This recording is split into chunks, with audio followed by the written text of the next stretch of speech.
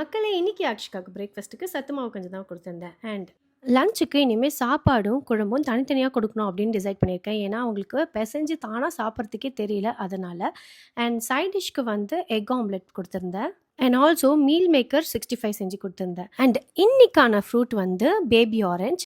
இன்னைக்கு கேபேஜ் கூட்டு செஞ்சுருந்தேன். அதை வந்து தனியாக இந்த மாதிரி ஒரு பாக்ஸ் கொடுத்துருந்தாங்க, இந்த லஞ்ச் பாக்ஸ் கூடவே. ஸோ அதுலேயே பேக் பண்ணியாச்சு. நம்மளுக்கு வேணும்னா அதை நம்ம ஸ்நாக்ஸ் பாக்ஸாகவும் யூஸ் பண்ணிக்கலாம். அண்ட் இன்றைக்கி ஸ்நாக்ஸுக்கு பெரி பெரி மக்கானா பேக் பண்ணி கொடுத்துருந்தேன். நம்மளோட குழந்தைங்களோட டெய்லி மீலில் ஃப்ரூட், எக் எல்லாமே வந்து ஆட் ஆகிருக்கணும் அப்படின்னு சொல்லிட்டு டாக்டர் சஜஸ்ட் பண்ணுறாங்க. அண்ட் அந்த ரீசனுக்காக தான் நான் இந்த மல்டி கம்பார்ட்மெண்ட் லஞ்ச் பாக்ஸ் வாங்கியிருக்கேன். அஃப்கோர்ஸ் இதில் வந்து யூனிகார்ன் பிரிண்ட்லாம் இருக்கனால குழந்தை வந்து ஜாலியாக கொண்டு போகிறா. மோஸ்ட் இம்பார்ட்டன்ட்லி லஞ்ச் பாக்ஸ் காலியாகி வருது, அதுதான் முக்கியம். குழந்தைங்க இந்த லஞ்ச் பாக்ஸை எம்டி பண்ணி கொண்டு வரதுக்கு பேரண்ட்ஸ் என்னெல்லாம் செய்ய வேண்டியிருக்குல்ல. சரி, இப்போ உங்கள் டர்ன். நீங்கள் உங்கள் குழந்தைக்கு என்ன லஞ்ச் பேக் பண்ணீங்கன்றதை கமெண்ட்ஸில் சொல்லுங்கள். அப்படி இந்த வீடியோ பிடிச்சிருந்தா ஒரு லைக் பண்ணிவிட்டு நம்ம சேனலையும் மறக்காமல் சப்ஸ்கிரைப் பண்ணுங்கள். உங்கள் எல்லாரையும் அடுத்த வீடியோவில் பார்க்குறேன். அது வரைக்கும் டாட்டா.